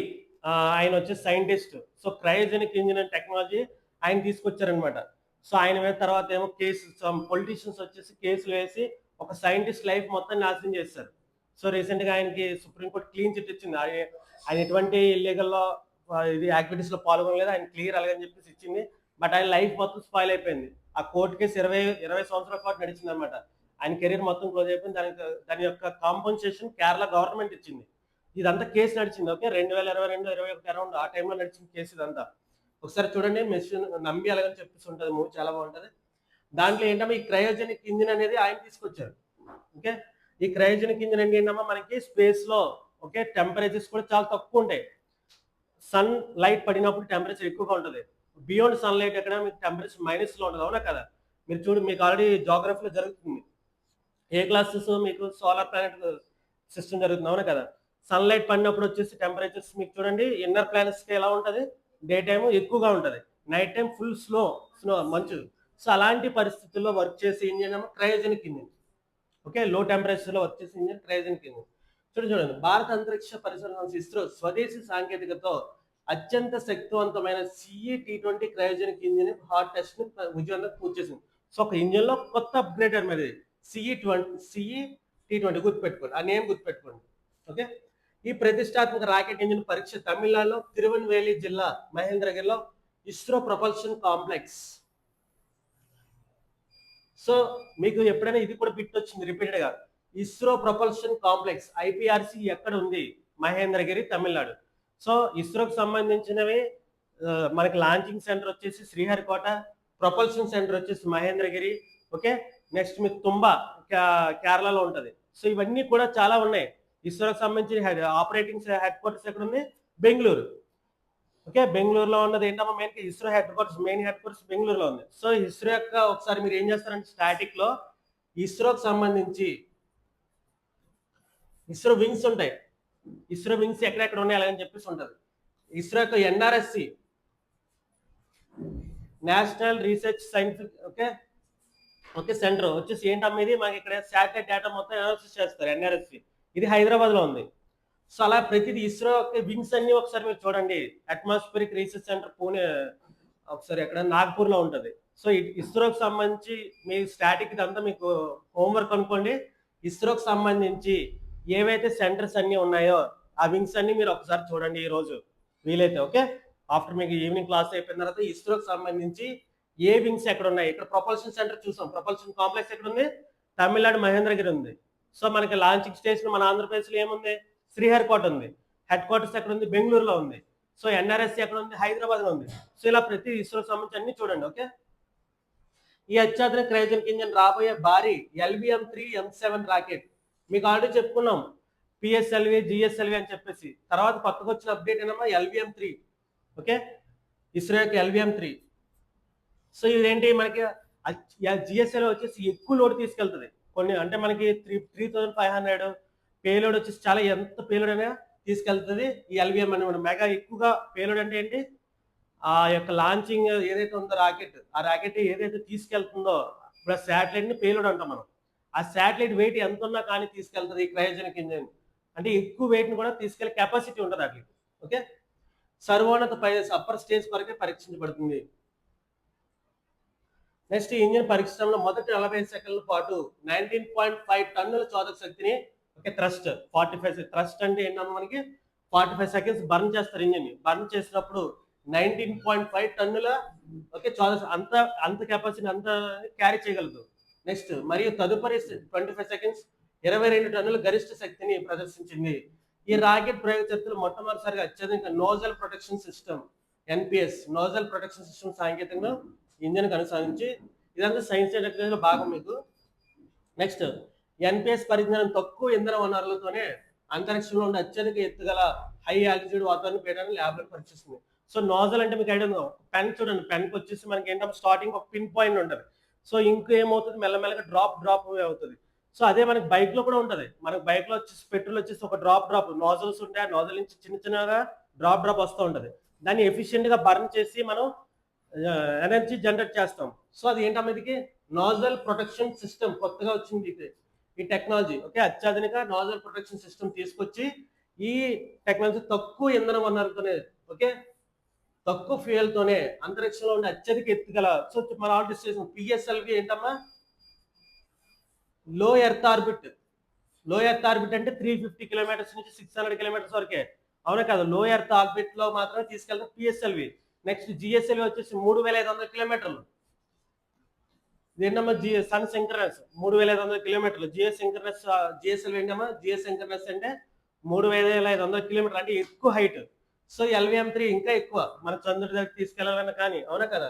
తక్కువ ఫ్యూయల్ తో అత్యధిక ఎత్తు గల వాతావరణ పీడనాన్ని ల్యాబ్ నుండి సృష్టిస్తుంది. ఈ ఘనత ముగిసిన అనంతరం ఇంజిన్ విమాన అవసరాలకు అనుగుణంగా మార్చి LVM-3 రాకెట్లోని C-32 క్రయోజనిక్ స్టేజ్ లో అమర్చనున్నారు.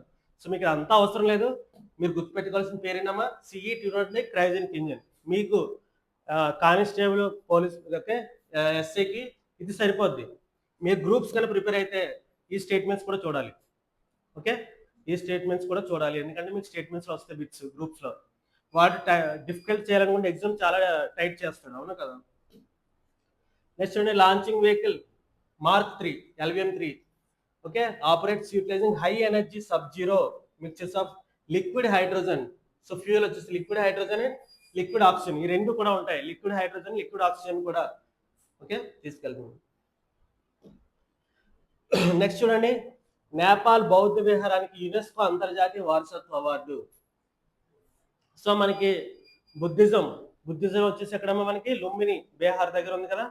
సో లుంబిని నేపాల్ వాళ్ళు వచ్చేసి నేపాల్లో కూడా ఉంటుంది. బుద్ధుడి యొక్క చరిత్ర నేపాల్ ఇండియా మొత్తంలో స్ప్రెడ్ అయి ఉంది. ఓకే, అందులో వచ్చిన ఏంటమ్మా, నేపాల్ బౌద్ధ విహారానికి యునెస్కో అంతర్జాతీయ, యునెస్కో ఏంటి, United Nations education and scientific culture organisation. Okay, Paris లో ఉంది హెడ్ క్వార్టర్స్, అవునా కదా. సో మన యునెస్కో ఏంటంటే అది చారిత్రక గుర్తింపు ఇచ్చింది అనుకోండి, దానికి ప్రొటెక్షన్ ఉంటుంది, అవునా కదా. సో రీసెంట్ గా వచ్చింది చూడండి, నేపాల్లో లలిత్పూర్ లో గల 17వ శతాబ్దం ప్రసిద్ధ ప్రాచీన బౌద్ధ సాంస్కృతిక కేంద్రం జ్యేష్ఠ వర్ణ మహావిహార. గుర్తుపెట్టుకుని, పేరు గుర్తుపెట్టుకుని సరిపోద్ది, ఏం అవసరం లేదు. నేపాల్లో ఉంది జ్యేష్ఠ వర్ణ మహావీర. దీనికి యునెస్కో రీసెంట్ గా అవార్డు, ఓకే, వారసత్వ అవార్డు ఇచ్చింది. ఓకే, ఇంటర్నేషనల్ హెరిటేజ్ అవార్డు, ప్రతిష్టాత్మక UNESCO Asia Pacific heritage award లభించింది. ఈ చారిత్రక బౌద్ధాశ్రమం నేపాల్లో లలిత్పూర్ లో నగరంలో ఒక సర్వోన్నత పురోన్నత కట్టడం. చూడండి ఇది. ఓకే, నెక్స్ట్ 2015లో నేపాల్ వణికించిన గోర్ఖా భూకంపం. ఓకే, మనం ఆల్రెడీ డిస్కస్ చేసుకున్నాం, ఆపరేషన్ అమిస్తాద్ టైంలో మీకు ఆపరేషన్స్ అన్ని చెప్పాను.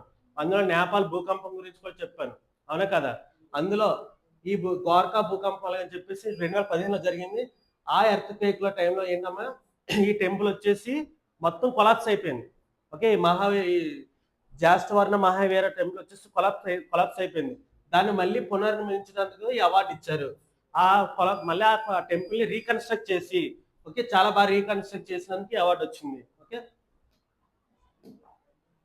చూడండి, ఈ ప్రాచీనకరణం పునర్నిర్మాణం కొరకే భారత ప్రభుత్వం ఏకంగా చూడండి, మన ఇండియా ఇచ్చింది అమౌంట్ ఎంత ఇచ్చింది, 13.78 నేపాలీ రూపీస్.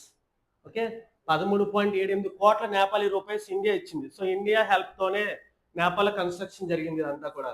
ఓకే, కాఠ్మండులో భారత రాయబార కార్యాలయం ఇండియన్ ఎంబసీ అవార్డు పరిధిలో గల అవార్డ్ ఆఫ్ మెరిట్ పత్రాన్ని ఆలయ కమిటీకి అందజేసింది. సో ఈ అవార్డు వచ్చింది కదా, ఏదైతే యునెస్కో ఇచ్చిన హెరిటేజ్ అవార్డు వచ్చింది, ఆ అవార్డుని ఎవరు ఇచ్చారు, ఇండియన్ ఎంబసీ నేపాల్కి ఇచ్చింది. ఓకే, ఆధునిక భూకంప నిరోధక ఇంజనీరింగ్ నేపాల్ దేశ సాంప్రదాయం నెబారి అద్భుత చెక్క కళ శిల్పకళతో జోడించి ఆలయాన్ని పునర్నిర్మించడానికి యునెస్కో అభినందించింది. మనం ఆల్రెడీ డిస్కస్ చేసుకున్నాం, మీకు పాకిస్తాన్ లో ఉన్న తక్షశిల, మన ఆల్రెడీ కరెంట్ అఫైర్స్ విన్నారు మీరు. పాకిస్తాన్ లో ఏంటమ్మా మనకి విశ్వవిద్యాలయం తక్షశిల ఉంది. ఆ తక్షశిల యునెస్కో ఏం చెప్పింది మనకి, రెడ్ లిస్ట్ లో యాడ్ చేసింది. ఎందుకు, అక్కడ కాంక్రీట్ అనేది బిల్డ్ చేస్తారు, కాంక్రీట్ వర్క్ జరుగుతుంది అలాగని చెప్పేసి. సో మనకి చూడండి, వీళ్ళు ఏం చేస్తారు ఇక్కడ, నేపాల్ నెబారి అంటే భూకంపాన్ని కూడా తట్టుకునే శక్తి ఉంది. నెబారి శిల్పకళ ఏం చేస్తారు వీళ్ళు, అక్కడ చెక్కతో నిర్మించారంట. సో ఏదైతే పురాతన కట్టడం ఎలా ఉందో వీలైనంత వరకు దాన్ని అలానే రీకన్స్ట్రక్ట్ చేస్తారు. దానివల్ల అభినందించి వాళ్ళకి ఒక అవార్డు ఇచ్చారు. ఓకే, అదేంటి, సాంప్రదాయ నెబారి అద్భుత చెక్క కట్టడం. ఓకే, నెక్స్ట్ జూబాబాహి అనే కూడా పిలవడే బౌద్ధాశ్రమం, దీనికి ఇంకో పేరు వచ్చేసి జాబాబాహి. ప్రపంచ ప్రసిద్ధ యునెస్కో సైట్ అయిన పటాన్ దర్బార్ స్క్వేర్ కేవలం 300 మీటర్ల దూరంలోనే ఉంది, అంత అవసరం లేదు. నెక్స్ట్ చూడండి, రిపోర్ట్ చూడండి అమ్మా. ఐక్యరాజ్య సమితి, ఓకే, UNCTAD నివేదిక, FDI పెట్టుబడిలో 11వ స్థానానికి ఇండియా. చూడండి, ఫారెన్ డైరెక్ట్, FDI అంటే ఫారెన్ డైరెక్ట్ ఇన్వెస్ట్మెంట్. ఓకే, మనకి విదేశీ పెట్టుబడులు ఎక్కువగా వస్తే మంచి విషయమా చెడ్డ విషయమా, మనకి మంచి విషయం, మనం ప్రోగ్రెస్ అవుతున్నాం అని లెక్క, అవునా కదా. సో మనం ప్రపంచంలో 11వ స్థానానికి పెరిగింది. ఫారెన్ డైరెక్ట్ ఇన్వెస్ట్మెంట్స్ అనేవాళ్ళు మన ఇండియాలో పెరిగిన తర్వాత మన ర్యాంక్ వచ్చేసి 11వ స్థానానికి పెరిగింది. అంటే ప్రపంచంలో విదేశాలన్నిటికీ కూడా భారత్ మీద నమ్మకం ఉంది, నమ్మకం ఇంకా రోజు రోజుకి పెరుగుతుంది. ఇండియా వచ్చి స్టేబుల్ గా ఉన్న కంట్రీ, అవునా కదా. మనకి చూడండి, అంతర్యుద్ధాలు లేవు, ఇంటర్నల్ వార్స్ లేవు. జమ్మూ అండ్ కాశ్మీర్ ఒక్కటి మన దేశంలో ఎక్కువగా కూడా మనకి ఏంటి అంతర్గతంగా కల్లోలు ఎక్కువ జరుగుతుండేవి. సో అలాంటి వాటిని ఆర్టికల్ 370 రీపెల్ చేసిన తర్వాత అక్కడ కూడా స్టేబుల్ పరిస్థితి, సాధారణ పరిస్థితులు వచ్చినాయి. సో ఇండియా మొత్తం కూడా చాలా స్టేబుల్ గా ఉంది. ఆల్మోస్ట్ ఒక 15 ఇయర్స్ నుంచి 20 ఇయర్స్ నుంచి ఇండియా మొత్తం స్టేబుల్ గా ఉంది. ఇలాంటి పరిస్థితులు ఏమవుతామా, FDIs ఎక్కువగా వస్తాయి. FDIs ఇండియాకి చాలా ఎక్కువగా వస్తాయి. చూడండి మీరు, Microsoft, okay, Google companies recent గా విశాఖపట్నంలో వస్తుంది. ఇవన్నీ కూడా ఏంటి, ఎఫ్డిఐస్ లో భాగమే, ఫారెన్ డైరెక్ట్ ఇన్వెస్ట్మెంట్స్, అవునా కదా. ఐక్యరాజ్య సమితి వర్తక అభివృద్ధి సదస్సు వరల్డ్ ఇన్వెస్ట్మెంట్ రిపోర్ట్ ఎవరు ఇచ్చారమ్మ ఇది? Okay, United nations conference on trade development. చూడండి, UNCTDD అంటే అబ్రివేషన్ చూడండి, United nations conference on trade and development. Okay, world investment report 2026 release చేసింది. ఈ రిలీజ్ ఇందులో ఏంటి, ఎఫ్డిఐస్ ఇండియాకి వచ్చేసి 11th ర్యాంక్ వచ్చింది, అది గుర్తుపెట్టుకోండి. ఎవరు ఇచ్చారు రిపోర్ట్ అమ్మా? United nations conference on trade and development. దాని అబ్రివేషన్ ఏంటి? UNCTAD.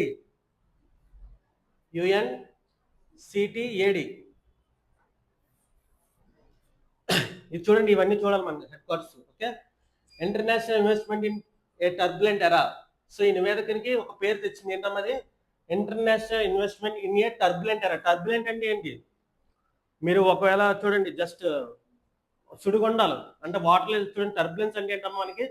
ఒక వాయుగుండం, సుడిగుండం, ఇవన్నీ కూడా టర్బులెన్స్ అంటాం కదా, అవునా కదా. సో అలాంటి టర్బులెన్స్ ఇప్పుడున్న పరిస్థితులు ప్రపంచం ఎలా ఉంది? ఇలాంటి టర్బులెన్స్ కండిషన్ లో ఉంది. సాధారణంగా పీస్ఫుల్ గా లేదు, టర్బులెన్స్ కండిషన్ ఉంది. టర్బులెన్స్ ఉన్న కండిషన్ లో ఉన్న ఇంటర్నేషనల్ ఇన్వెస్ట్మెంట్ ఎలా ఉంది అలాగని చెప్పేసి ఒక రిపోర్ట్ ఇచ్చారు. ఓకే, ఈ ఏడాది నివేదిక అంతర్జాతీయ పెట్టుబడుల సరళ విశ్లేషిస్తూ వాళ్ళు ఏం చెప్పారమ్మా?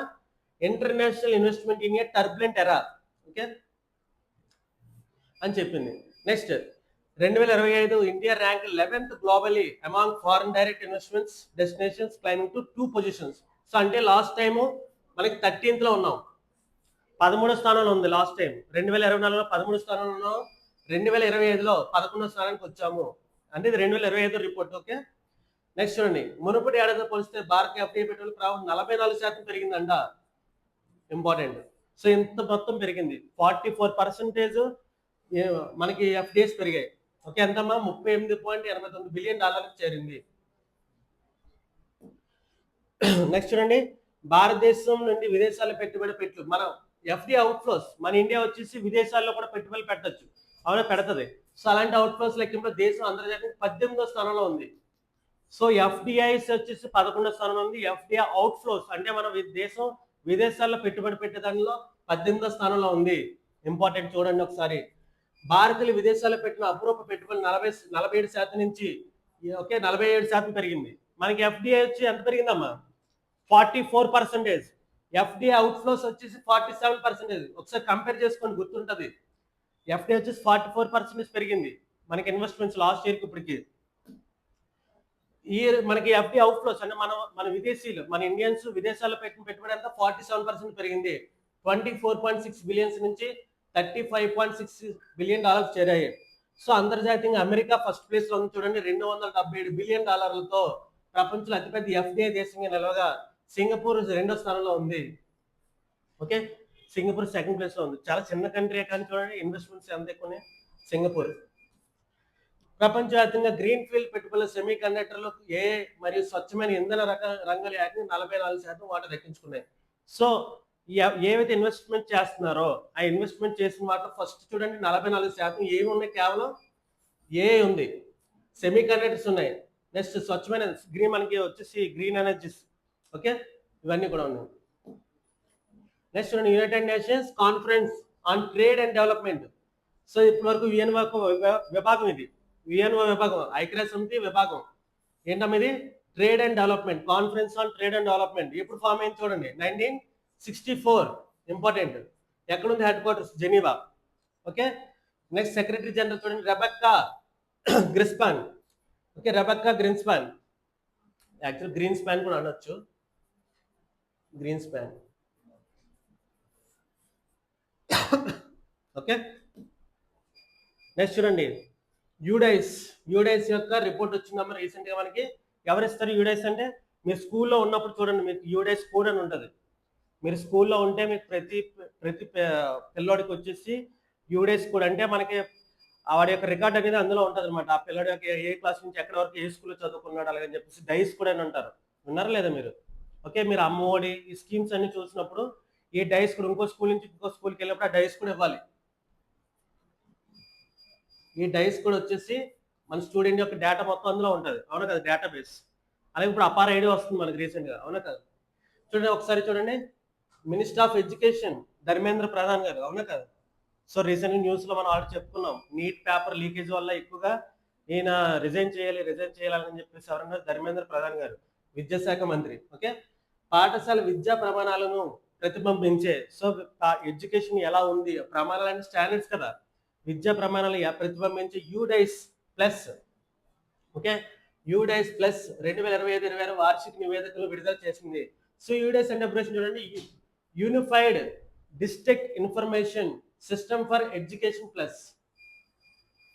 చూడండి యూడైస్ అంటే అబ్రివేషన్ చూడండి, యూడైస్ ప్లస్ అంటారు, ఇప్పుడు ఇంతకుముందు యూడైస్, ఇప్పుడు యూడైస్ ప్లస్ అంటారు.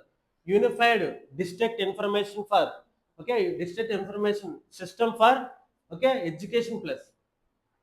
నెక్స్ట్ చూడండి, ఇది ప్రపంచంలో అతిపెద్ద విద్యా డేటాబేస్ ఒకటిగా నిలిచింది. ఎందుకు మనకి ఇందువల్ల మనకి పాపులేషన్ చాలా ఎక్కువ, అవునా కదా. ఓకే, మొత్తం ఎంత 14.8 లక్షల పాఠశాలలు, 1.02 కోట్లు, ఓకే, ఆల్మోస్ట్ 1 కోటి మంది ఉపాధ్యాయులు ఉన్నారు, 26 కోట్ల మంది విద్యార్థులతో రికార్డులు పరీక్షిస్తుంది. ఓకే, ఇంపార్టెంట్ చూడండి. నెక్స్ట్, నేషనల్ ఎడ్యుకేషన్ పాలసీ 2020 నిబంధనలకు అమలుకు మరియు రాష్ట్రాల విద్యా నిధుల కేటాయింపుకి గణాంకాల ప్రధాన ఆధారం. చూడండి, మనకి యూజువల్గా ఏదైనా స్కీమ్ తీసుకొస్తే మనకి ఫస్ట్ ఏం కావాలి, స్టాటిస్టిక్స్ కావాలి. ఒక స్కీమ్ కావాలి అంటే మన స్కీమ్కి ఎంత బడ్జెట్ ఉండాలి, అసలు ఎందుకు ఉండాలి, అవునా కదా, ఇవన్నీ తెలియాలంటే మనకి ఏం కావాలి, గణాంకాలు అనేవి కావాలి, స్టాటిస్టిక్స్ కావాలి. సో ఈ గణాంకాలు ఎవరి నుంచి వస్తున్నాయి, ఎడ్యుకేషన్ మినిస్టర్కి ఎవరి నుంచి వస్తాయి, యూడైస్ నుంచి వస్తుంది. యూడైస్ పోర్టల్ నుంచి మొత్తం ఎంతమంది స్టూడెంట్స్ ఉన్నారు, ఎంతమంది టీచర్స్ ఉన్నారు, సో వాళ్ళకి ఎలా తీసుకోవాలి, నెక్స్ట్ వచ్చేసి ఎలాంటి పాలసీస్ తీసుకురావాలి, అవన్నీ కూడా ఇవన్నీ అవుతాయి, అవునా కదా. నెక్స్ట్ చూడండి, ఈ నివేదిక ప్రకారం ప్రాథమిక దశలో బడి మానేసే పిల్లలు డ్రాప్ అవుట్స్. ఓకే, మన డ్రాప్ అవుట్ స్టూడెంట్స్ అంటే ఏంటమ్మా, మనకి బడి మానేస్తారు చాలా మంది, ఇంట్లో పని ఉందనో లేకపోతే వాడికి నాకు చదువు రావట్లేదు, ఇంట్రెస్ట్ లేదని చెప్పేసి, అవునా కదా. మన ఆర్టికల్ 21 ప్రకారం ఏం చేయాలి, ఆర్టికల్ 21 నిర్బంధ విద్య ఉంది కదా, ఓకే, విద్యా హక్కు, అవునా, 6 to 14 ఇయర్స్ ఖచ్చితంగా చదవాలి వాళ్ళు, 6 to 14 years. So drop outs అన్నట్టు తీసుకొచ్చి మనం బలవంతంగా చదివించవచ్చు, జాయిన్ చేయొచ్చు. So drop out rate, so 1.8% మరియు సెకండరీ దశలో 7% తగ్గడం విశేషం. సో డ్రాప్ అవుట్స్ అనేవి తగ్గుతున్నాయి, చాలా మంచి పరిణామం ఇది, అవునా కదా. మరి సెకండరీ దశ అంటే ఏంటమ్మా, sixth to 10th. Okay, secondary పాఠశాల విద్యా విభాగంలో నమోదు నిష్పత్తి ఏకంగా 71.7% పెరిగింది. సో ఇవన్నీ స్టాట్స్ చూడండి, ఇవన్నీ ఇంపార్టెంట్. 71% సెకండరీ ఎడ్యుకేషన్ లో పెరిగింది. నెక్స్ట్, ఉపాధ్యాయుల నియామకాలు పెరగడం వల్ల దేశీయ విద్యార్థి నిష్పత్తి పెరిగింది. సో పీటీఆర్ ఏంటంటే అమ్మా మనకి people to teacher ratio. Okay, పిల్లలకి ఎంతమంది టీచర్స్ ఉండాలి, ఒక 30 మంది పిల్లలకి ఒక టీచర్ ఉండాలి. సో ఖచ్చితంగా ఇలానే ఆ రేషియో ఎందువల్ల పెరిగింది, మనకి ఎక్కువ కూడా మనకి చూడండి, రీసెంట్ గా డిఎస్సి రిక్రూట్మెంట్ జరిగింది కదా, 17,000 మంది టీచర్ని రిక్రూట్ చేసుకున్నారు. సో ఎంతవరకు 17 మంది ఖాళీ ఉన్నారు, ఆ పిల్లలందరికీ కూడా పీటీఆర్ రేషియో పెరగడం ఎందువల్ల పెరిగింది, దేశీయ ఉపాధ్యాయ విద్యార్థి నిష్పత్తి అనేది టీచర్స్ రిక్రూట్మెంట్ జరగడం వల్ల పెరిగింది. ఓకే, నేషనల్ విద్యా విధాన ప్రమాణం 30 తీసుకుంటే పెరిగింది. చూడండి, యాక్చువల్గా 30 స్టూడెంట్స్ కి ఒక టీచర్ ఉండాలంట, NEP. Okay, national education policy 2020కి, ఓకే, స్టూడెంట్ టీచర్ రేషియో ఏంటని అడిగితే 30:1, గుర్తుపెట్టుకోండి, 30:1. కానీ దానికంటే ఎక్కువగా ఉంది ఇంకా, అంటే దానికంటే 30 కంటే, ఇప్పుడు చూడండి 30 స్టూడెంట్స్కి ఒక టీచర్ ఉండాలి, సమ్వేర్ 30 స్టూడెంట్స్కి 2 టీచర్లు ఉన్నారు. సో అంతా ఇంక్రీజ్ అయ్యింది. ఓకే, విద్యా సంస్కరణ వల్ల ఒకే ఒక టీచర్ గల బడుల సంఖ్య తగ్గగా దేశవ్యాప్తంగా పాఠశాలలో మగ ఉపాధ్యాయులు కంటే మహిళా ఉపాధ్యాయులు అత్యధికంగా ఉన్నారు. సో మేల్ టీచర్స్ కంటే ఉమెన్ టీచర్స్ చాలా ఎక్కువ మంది ఉన్నారంట, గవర్నమెంట్ టీచర్స్. ఓకే, ఈ అద్భుత పురోగతి ఉన్నప్పటికీ హై స్కూల్ స్థాయిలో పిల్లల చదువు మధ్యలో ఆపేయడం ఇంకా పెద్ద సవాలుగా ఉంది. సో ఇంకా స్టిల్ కొన్ని సవాళ్ళు అయితే మనకు ఉన్నాయి, హై స్కూల్ స్థాయిలో మధ్యలో ఆపేస్తున్నారు, కొంతమంది ఇంటర్ చదవట్లేదు, డిగ్రీ. సో హై ఎడ్యుకేషన్ అసలు దేశంలో అనేక ప్రభుత్వ బడుల్లో ఇంకా ఆట స్థలాలు లేకపోవడం. చూడండి, ప్లే గ్రౌండ్స్ అనేవి చాలా వరకు లేవు. ఒకప్పుడు ఇప్పుడే విలేజెస్ లో చూడండి ప్లే గ్రౌండ్స్ అనేవి చాలా కష్టం, ఒకప్పుడు ఆడుకోవడం చాలా బాగుండేది, అవునా కదా. నెక్స్ట్, మరియు దివ్యాంగ పిల్లలకు ప్రత్యేక వసతులు లేకపోవడం ప్రధాన లోపాలు ఉన్నాయి. సో మీరు చూసారంటే స్కూల్లోని మెట్లతో పాటు ర్యాంప్ ఉంటుంది, ప్రతి స్కూల్ అంగన్వాడీలో కూడా మీకు ఏంటమ్మా ఒక ర్యాంప్ ఎలా ఉంటుంది, ప్లెయిన్గా ఉంటుంది. ఎందువల్ల, ఇన్ కేసు ఆ పర్సన్ డిజేబుల్ అయ్యి ఉండదు, దివ్యాంగ పిల్లలు అంటే ఏమో special, okay, children with special needs, అవునా కదా. చిల్డ్రన్ విత్ స్పెషల్ నీడ్స్ వాళ్ళని ఏమంటాం మనం ఆ డిజబుల్ పీపుల్ వాళ్ళు మెట్లు ఎక్కలేరు కొంతమంది, సో వాళ్ళు వీల్ చైర్లో ఉన్నారు అనుకోండి, వాళ్ళకి తీసుకోవడానికి అనుగుణంగా ఈ ర్యాంప్ అనేది ఉంటుంది. ప్రతి స్కూల్లో, హాస్పిటల్, గవర్నమెంట్ ఇన్స్టిట్యూషన్ అన్నింటిలోనూ కూడా ఈ ర్యాంప్ కన్స్ట్రక్ట్ చేశారు వీళ్ళ కోసం, అవునా? అలాంటి వసతులు ఇంకా లేవంట కొన్ని స్కూల్లో. ఓకే, దేశంలో ఇప్పటికీ ఏకంగా 1,00,000 కంటే ఎక్కువ పాఠశాలలు కేవలం ఒకే ఒక ఉపాధ్యాయుడితో నడుస్తున్నాయి. ఇప్పటికీ కూడా ఏంటమ్మా ప్రాబ్లం, ఒకే ఒక సింగిల్ టీచర్ స్కూల్స్. ఒక స్కూల్ మొత్తానికి ఒకటి టీచర్ ఉంటారు, అక్కడ 5 క్లాసెస్ ఉంటాయి. ఓకే, ఇప్పుడు సెకండరీ స్కూల్ అంటే 1 to 5 ఉంటాయి కదా, ఆ 1 to 5 క్లాసెస్ ఒకే టీచర్ ఉంటారు, ఆ ఒక టీచర్ చెప్పాలి.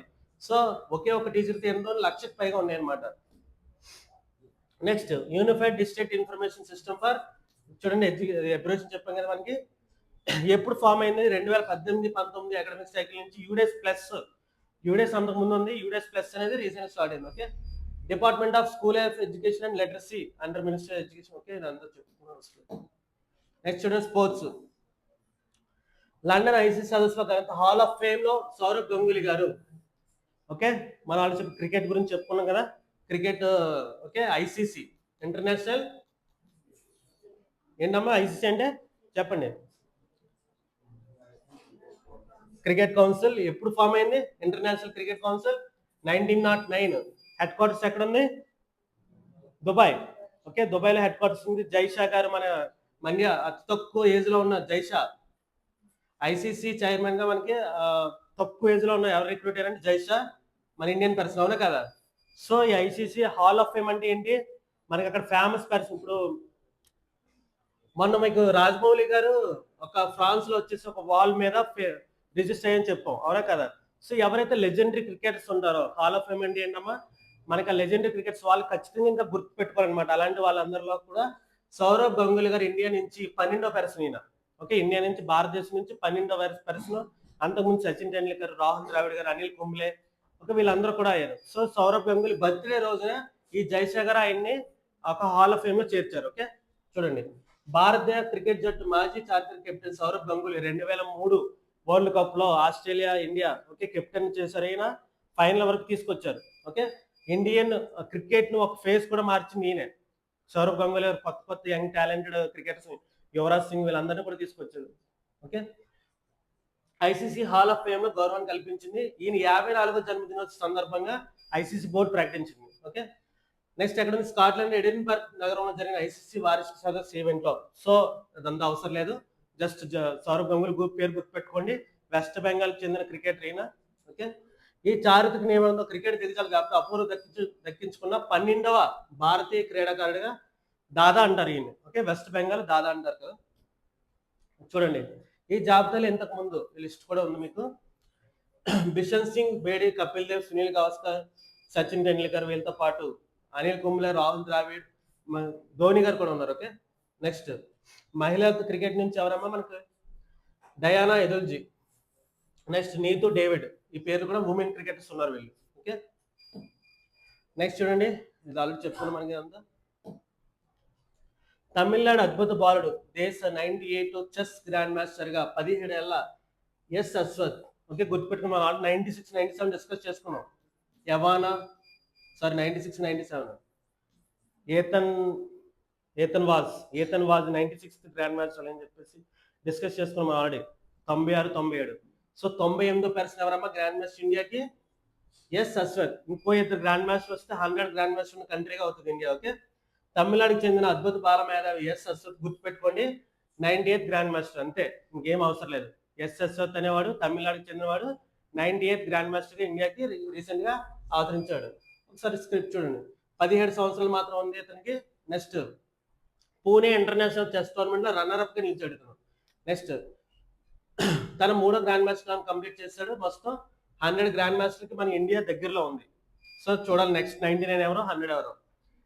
నెక్స్ట్ చూడండి, ఫిడే వచ్చేసి ఏంటమ్మా మనకి ఇంటర్నేషనల్ చెస్, ఓకే, అందించే అత్యున్నత మరియు జీవితకాల కెరీర్ టైటిల్ గ్రాండ్ మాస్టర్. దీనికి 2500 పాయింట్లు రావాలి. 2500 పాయింట్స్ అనేవి రేటింగ్స్ సాధించితే వాళ్ళు గ్రాండ్ మాస్టర్ అవుతారు. ఓకే, మనకి ఫస్ట్ ఇండియా నుంచి ఫస్ట్ గ్రాండ్ మాస్టర్ ఎవరు? విశ్వనాథన్ ఆనంద్, అవునా కదా? సో ఆయనతో స్టార్ట్ చేసి ఇప్పుడు 98 గ్రాండ్ మాస్టర్స్ ఇండియా ప్రొడ్యూస్ చేసింది. ఓకే, నెక్స్ట్ చూడండి, ఎక్కడమ్మా? లుసానే. ఫిడే వచ్చేసి ఎక్కడ ఉంది? సారీ, హెడ్ క్వార్టర్స్ లుసానే, స్విట్జర్లాండ్ లో ఉంది. ఇయర్ వచ్చేసి 1924 లో ఫామ్ అయింది. ఓకే, నెక్స్ట్ ప్రెసిడెంట్ ఎవరున్నారు? ఆర్కడీ డాక్రోవిచ్. ఓకే, నెక్స్ట్ ప్రాక్టీస్ బిట్ చూడండి ఒకసారి. కిర్గిస్థాన్ మరియు భారతదేశాలు సంయుక్తంగా మానస్ మహాభారత అంతర్జాతీయ పరిశోధన కేంద్రాన్ని ఏ నగరం అమ్మా? బిష్కేక్. బిష్కేక్ వచ్చేసి కిర్గిస్థాన్ యొక్క క్యాపిటల్ బిష్కేక్. అక్కడ మానస్ అనే కావ్యం కూడా ఉంది వాళ్ళ దేశంలో. మానస్ సెంటర్ ఉంది అక్కడ. మానస్ అనేది మనకి మహాభారతాలుగా, కిర్గిస్థాన్కి మానస్ అలాగా.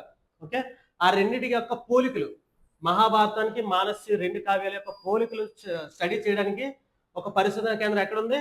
బిష్కేక్ లో ఏర్పాటు చేస్తారు. ఓకే, నెక్స్ట్ జోహాన్స్బర్గ్ లో జరిగిన G20 సదస్సు భారతదేశం, ఆస్ట్రేలియా, కెనడా దేశాలు సంయుక్తంగా ప్రారంభించిన త్రైపాక్షిక సాంకేతిక కూటమి ఏది?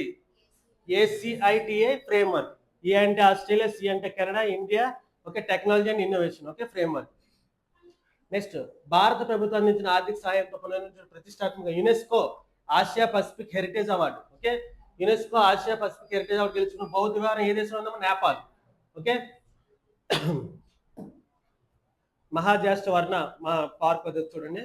నెక్స్ట్ UNCTAD విడుదల చేసిన నివేదిక FDI భారత్ ఎన్నో స్థానంలో ఉందమ్మా? 11th place. FDIs లో 11th ప్లేస్ లో ఉంది. లాస్ట్ ఇయర్ తో కంపేర్ చేస్తే 2 ప్లేసెస్ ఇంప్రూవ్ అయ్యి 11th ప్లేస్ లో ఉంది.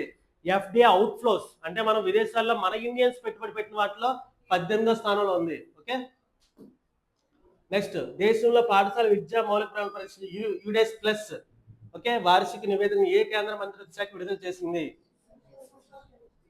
Okay, minister of education. Okay, next చూడండి. స్కాట్లాండ్ లో జరిగిన ICC వార్షిక సదస్సులో ICC హాల్ ఆఫ్ ఫేమ్ లో 12వ భారత క్రీడాకారుడు ఎవరమ్మా?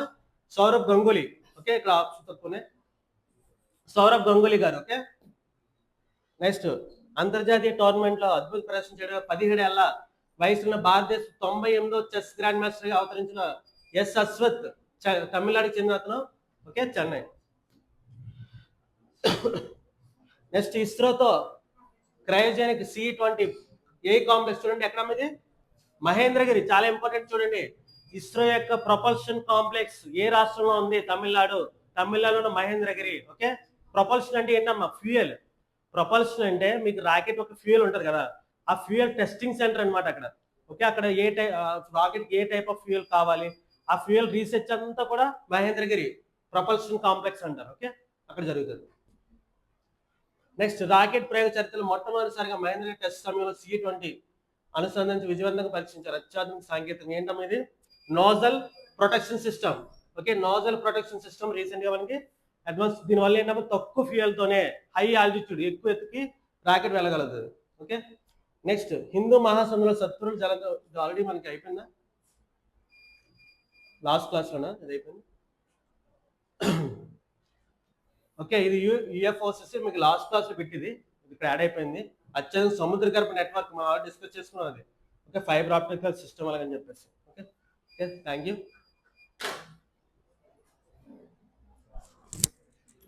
అర్థమైందా క్లాస్ అందరికి? ఓకే.